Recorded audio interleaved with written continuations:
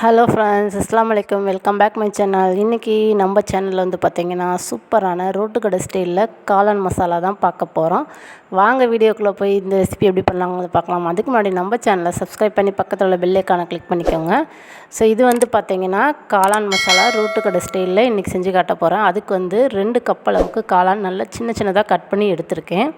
So நம்ம வந்து மார்க்கெட்டில் வாங்குவோம் இல்லையா, பேக்கெட் வந்து 40 ரூபா 50 ரூபா அப்படின்னு. ஸோ அதில் வந்து பார்த்திங்கன்னா ஒரே ஒரு கப் காளானில் 2 கப் அளவுக்கு இந்த மாதிரி சின்ன சின்னதாக கட் பண்ணி எடுத்திருக்கேன். ஸோ அது கூடவே அதே அளவு முட்டைகோஸ் வந்து சின்ன சின்னதாக கட் பண்ணி அதே கப்பில் 2 கப் அளவுக்கு எடுத்திருக்கேன்.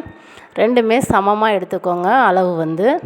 ஸோ தண்ணி இல்லாமல் நல்லா க்ளீன் பண்ணிவிட்டு நல்லா பிழிஞ்சிட்டு எடுத்துக்கோங்க. அப்போ தான் நம்ம மசாலா சேர்த்தும் போது தண்ணி இருக்கக்கூடாது. அப்போ தான் பொரித்து எடுக்கிறதுக்கு நல்லாயிருக்கும். ஸோ அதே கப்பில் 2 கப் அளவுக்கு முட்டைகோஸ் நல்லா சின்ன சின்னதாக துருவி எடுத்திருக்கேன். ஸோ இது கூடவே வந்து பார்த்திங்கன்னா காரத்துக்கு 1 ஸ்பூன் அளவுக்கு மிளகாத்தூள். ஸோ நல்லா நீங்கள் வந்து நல்லா கலர்ஃபுல்லாக வேணும் அப்படின்னா காஷ்மீரி சில்லி இருக்கு இல்லையா, ஸோ அதை வந்து சேர்த்துக்கோங்க. ஸோ மிளகாத்தூள் 1 ஸ்பூன், 1/4 டீஸ்பூன் மஞ்சத்தூள், 1/2 ஸ்பூன் அளவுக்கு மல்லித்தூள்,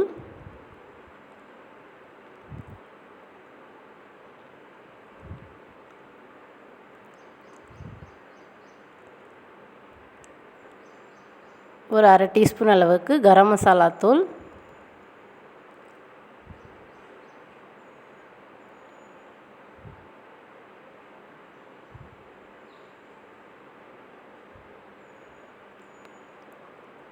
இதுக்கு தேவையான அளவு உப்பு சேர்த்துக்கோங்க. ஸோ உப்பு வந்து பார்த்து சேர்த்துக்கோங்க.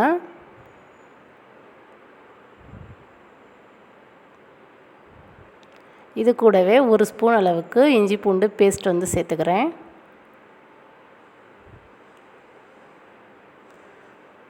ஸோ இது நம்ம பொரித்து எடுக்க போகிறோம் இல்லையா, ஸோ இதை வந்து நல்ல ஒரு கோட் பண்ணுறதுக்காக ஸோ இது கூட ஒரு 4 ஸ்பூன் அளவுக்கு நான் வந்து கார்ன்ஃப்ளவர் மாவு எடுத்திருக்கேன். அதாவது சோள மாவு ஒரு 4 ஸ்பூன் அளவுக்கு எடுத்திருக்கேன்.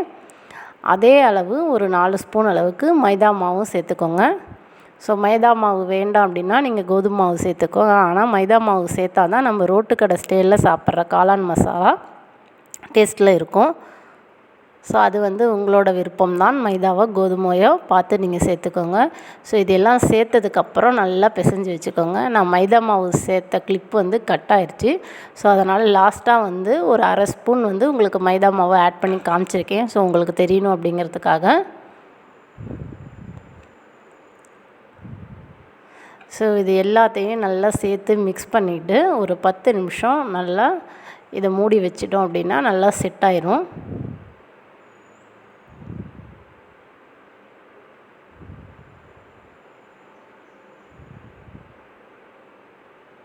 ஸோ கையில் நம்ம பிடிச்சு பார்க்கும்போது ஸோ இந்த மாதிரி இருக்கணும். ஸோ அந்த அளவுக்கு கரெக்டாக பதமாக நீங்கள் வந்து ரெடி பண்ணி வச்சுக்கோங்க.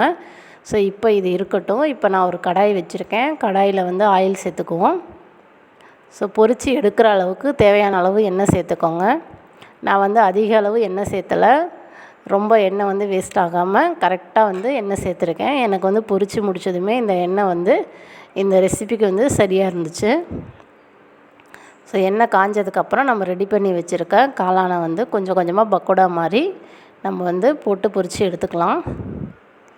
அடுப்பை வந்து ரொம்ப ஹை ஃப்ளேம்லேயே இல்லாமல் ரொம்ப லோ ஃப்ளேமாகவும் இல்லாமல் கரெக்டாக மீடியமாக வச்சுக்கோங்க.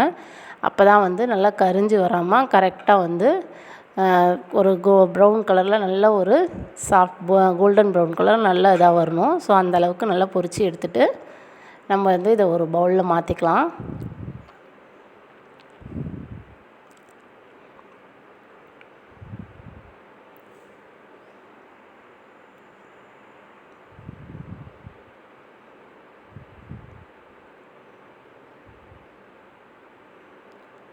ஸோ இப்போ பார்த்தீங்கன்னா பொரித்து எடுத்துட்டேன். ஸோ இந்த அளவுக்கு இருந்தால் போதும். ஸோ நம்ம இதை இப்படியே சாப்பிட்லாம். நல்லா பக்கோடா மாதிரி டேஸ்ட்டாக சூப்பராக இருக்கும். ஆனால் வந்து இப்படியே சாப்பிடாம நம்ம வந்து இன்றைக்கி ரோட்டு கடை ஸ்டைலில் காளான் மசாலா தான் செய்ய போகிறோம். ஸோ அதுக்கு வந்து ரெடி பண்ணி வச்சுருக்க காளான் பக்கோடாவை வந்து நம்ம வந்து இப்போ வந்து மசாலாவில் ரெடி பண்ண போகிறோம். இதுக்கு ஒரு ஃப்ரை பேன் வச்சுருக்கேன். அதில் வந்து ஏற்கனவே காளான் பொரித்து எடுத்தேன் இல்லையா, ஸோ அதே எண்ணெய் தான் ஊற்றிருக்கேன். நான் வேறு எண்ணெய் ஊற்றலை. ஸோ அதே எண்ணெயில் ஒரு 2 வெங்காயம் நல்ல சின்னதாக கட் பண்ண 2 வெங்காயம், மீடியம் சைஸ் வெங்காயம், பெரிய வெங்காயத்தில் 2 வெங்காயம் அதை நல்லா வதக்கிக்கலாம். அது கூடவே நல்ல ஃப்ளேவருக்காக ஒரே ஒரு சின்ன பச்சை மிளகா வேண்டாம் அப்படின்னா நீங்கள் அதை ஸ்கிப் பண்ணிக்கோங்க. ஆல்ரெடி நம்ம மிளகாத்தூள் சேர்த்துருக்கோம். அதனால் ஒரு 1/4 டீஸ்பூன் மிளகாத்தூள், ஒரு 1/4 டீஸ்பூன் மல்லித்தூள், 1/4 டீஸ்பூன் கரம் மசாலா தூள்.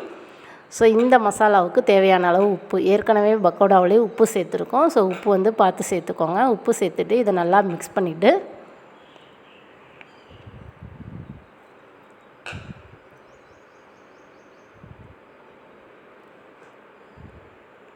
ஸோ வெங்காயம் இது நல்லா வதங்கி வந்துடுச்சு. ஸோ அந்த மிளகாத்தூள் மல்லித்தூளோட ராஸ்மல் எல்லாமே போயிடுச்சு. ஒரு 5 நிமிஷம் இந்த மாதிரி லைட்டாக வதக்கி எடுத்துட்டு அது கூடவே 2 தக்காளி கட் பண்ணி நல்லா மிக்சியில் போட்டு அரைச்சி வச்சுருக்கேன். அதையும் சேர்த்துக்கோங்க. உங்களுக்கு தக்காளியாக வேண்டாம் அப்படின்னா நீங்கள் டொமேட்டோ சாஸ் இருந்தாலும் சேர்த்துக்கலாம். அது இன்னுமே டேஸ்ட்டாக இருக்கும். நான் தக்காளி 2 தக்காளி கட் பண்ணி நல்லா இந்த மாதிரி அரைச்சி எடுத்து வச்சுருக்கேன். ஸோ அதை நல்லா சேர்த்து மிக்ஸ் பண்ணிவிட்டு இது கூடவே இப்போ பார்த்திங்கன்னா ஆல்ரெடி நம்ம சோள மாவு சேர்த்துருக்கோம் இல்லையா பறிக்கிறதுக்கு. ஸோ இப்போ இது கூடவே ஒரு ஸ்பூன் அளவுக்கு கார்ன்ஃப்ளவர் மாவை ஆட் பண்ணிக்கணும். ஸோ இந்த தக்காளி ஒரு 5 நிமிஷம், ஒரு 2 நிமிஷம் மட்டும் நல்லா அந்த எண்ணெயில் வதங்கி வரட்டும். இப்போ தண்ணியில் ஒரு ஸ்பூன் அளவுக்கு சோள மாவு எடுத்து நல்லா கட்டி இல்லாமல் கரைச்சி அதில் சேர்த்துக்கோங்க. ஸோ சோள மாவு சேர்த்தோம் அப்படின்னா ஸோ அது நல்ல ஒரு கெட்டி பதத்துக்கு வந்துடும். அதை ஒரு 2 நிமிஷம் இந்த மாதிரி மிக்ஸ் பண்ணிவிட்டு இப்போ ஆல்ரெடி பக்கோடா பொரித்து வச்சுருக்கோம். ஸோ அதை இப்போ நல்லா சேர்த்து மிக்ஸ் பண்ணி எடுக்க போகிறோம். நீங்கள் நல்லா கடையில் வாங்குகிற அதே டேஸ்ட்டு வேணும், அதே மாதிரி வேணும் அப்படின்னா இந்த பக்கோடா நல்ல குட்டி குட்டி பீஸாக நல்லா கட் பண்ணிவிட்டு சேர்த்துக்கோங்க. அதுவுமே இன்னும் நல்ல கிரேவியாக இருக்கும். நல்ல காலை மாதிரி நல்ல கிரேவியாக இருக்கும். நான் குட்டி குட்டி பீஸாக கட் பண்ணலை. என் பிள்ளைங்க இந்த மாதிரி பெருசாக பக்கோடாவாக சாப்பிட்ணும் அப்படின்னாங்க. ஸோ அதனால் நான் அப்படியே போட்டுட்டு அதில் உள்ள மசாலாலாம் பண்ணி நல்லா அதை ஒரு 5 நிமிஷம் நல்லா டிப் பண்ணி எடுத்துட்டோம் அப்படின்னா சூப்பரான காளான் மசாலா ரெடி ஆயிரும்.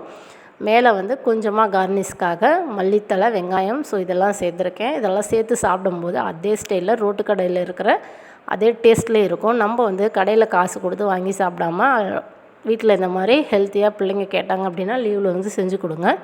கண்டிப்பாக அதே டேஸ்ட்டில் இருந்துச்சு. ட்ரை பண்ணி பாருங்கள். ட்ரை பண்ணி பார்த்துட்டு எப்படி இருக்குன்னு மறக்காமல் என்னோட ஷேர் பண்ணிக்கோங்க. மறுபடியும் ஒரு வீடியோவோட மீட் பண்ணுறேன். தேங்க்ஸ் ஃபார் வாட்சிங்.